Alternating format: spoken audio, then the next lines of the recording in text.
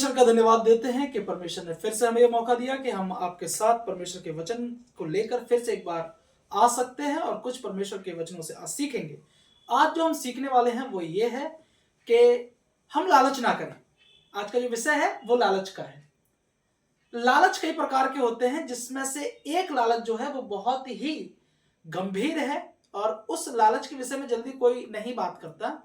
पर आज हम उस लालच के विषय में बातचीत करेंगे और जानेंगे कि परमेश्वर का वचन हमें क्या सिखाना चाहता है।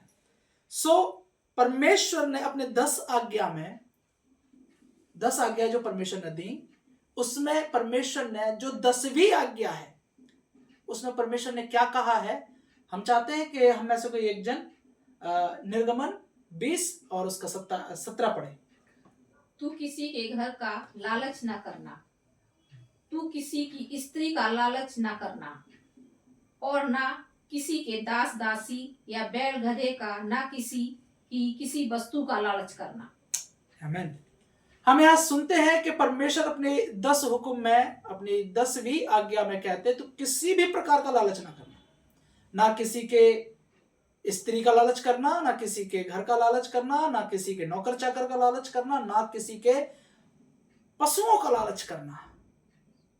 परमेश्वर ने कहा है कि किसी भी चीज का लालच ना करना। और आज जो लालच की बात आती है तो कहीं ना कहीं आज प्रचार को करने वाले पास्टर्स वो भी दूसरे की भेड़ों का लालच करते हैं।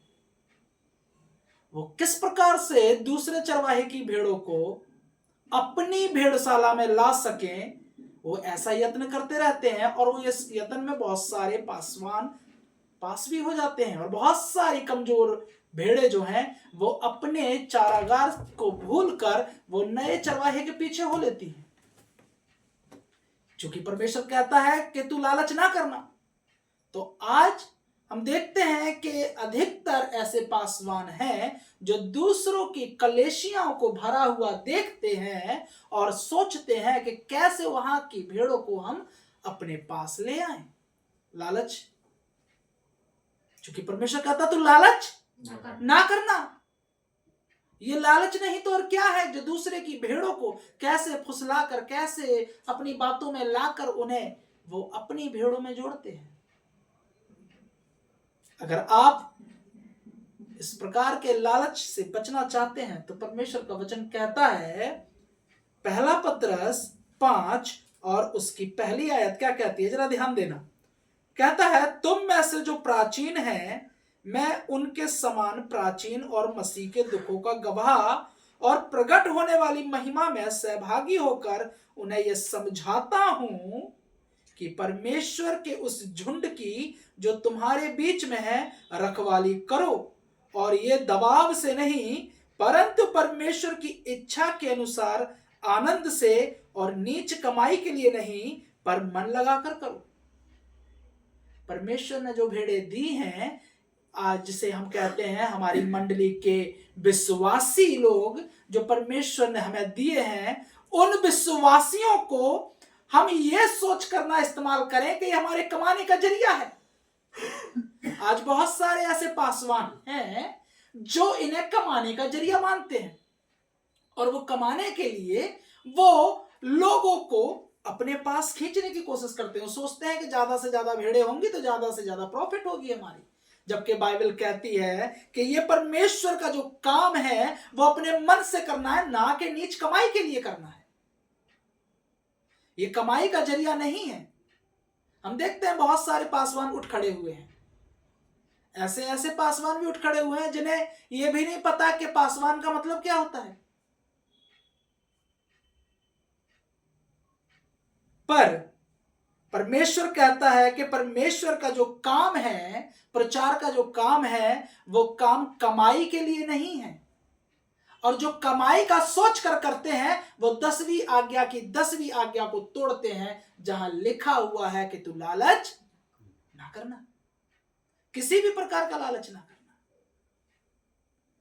चौथी आयत कहती है, जब प्रधान रखवाला प्रकट होगा तो तुम्हें महिमा का मुकुट दिया जाएगा जो मुरझाने का नहीं, इसी प्रकार हे नवयुवकों, तुम भी प्राचीनों के अधीन रहो, वरन तुम सब के सब एक दूसरे की सेवा के लिए दीनता से कमर बांधे रहो, क्योंकि परमेश्वर अभिमानियों का विरोध करता है परंतु दीनों पर अनुग्रह करता है।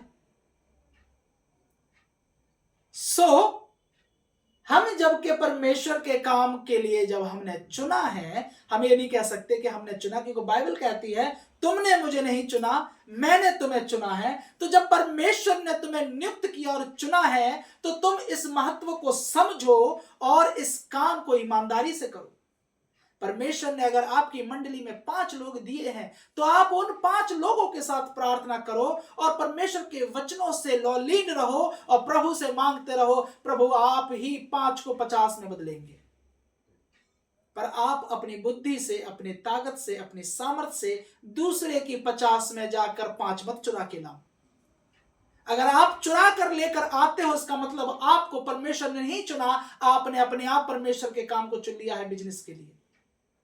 पर जब परमेश्वर आपको चुनता है तो परमेश्वर आपको भेड़े भी देगा, और जितनी भी परमेश्वर आपको मुहैया कराए आप उतने में ही संतुष्ट रहें, क्योंकि परमेश्वर ही बढ़ाएगा।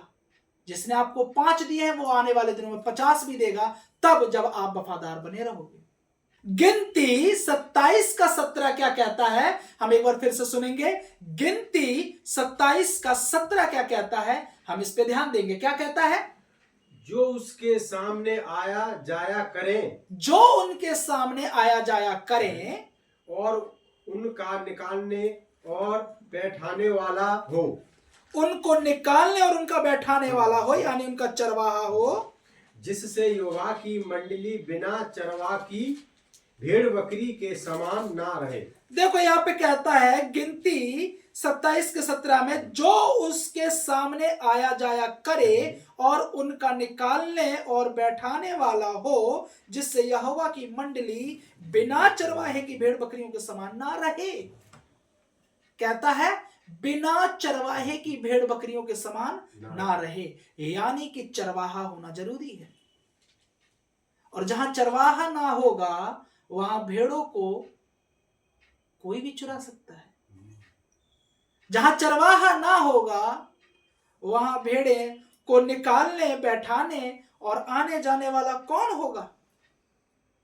क्योंकि मंडली के लोगों को नहीं पता कि उन्हें कैसे बाइबल पढ़नी है, कैसे प्रचार करना है, कैसे परमेश्वर की आराधना में बैठना है, कब इबादत करनी है, कब नहीं करनी, उन्हें नहीं पता। ये सारे काम पासवान के हैं, ये सारे काम चरवाहे के हैं। वो समय समय पे घास और पानी देता रहेगा, वो समय समय पे सिखाएगा, तभी तो वो सीखेंगे। और अगर चरवाहा ना होगा तो भेड़े भटक जाएंगी। इसलिए चरवाहा का होना जरूरी है, पासवान का होना जरूरी है। और जो पासवान है वो परमेश्वर का काम मन से करे, ना के कमाई के लिए करे।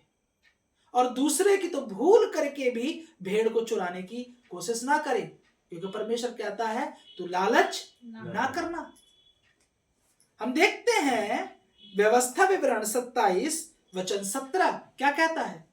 शापित हो वो जो किसी दूसरे की सीमा को हटाए, तब सब लोग कहें आमीन। आमीन। वचन कहता है शापित हो वो जो किसी दूसरे की सीमा को हटाए। शापित है वो जो किसी दूसरे के चारागार से उसकी भेड़ों को चुराए। कोई किसी की भेड़ों को ना चुराए, और भेड़े भी अपने चरवाहे की ओर देखें। याद रखो, ये गलती सिर्फ पासवानों की नहीं है, कुछ गलतियां भेड़ों की भी होती हैं।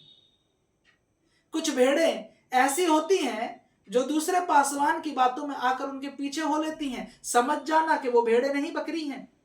जो भेड़े होंगी वो अपने पासवान की आवाज सुनेंगी, वो अपने चरवाहे की आवाज सुनेंगी और वो अपने ही चरवाहे के पीछे चलेंगी।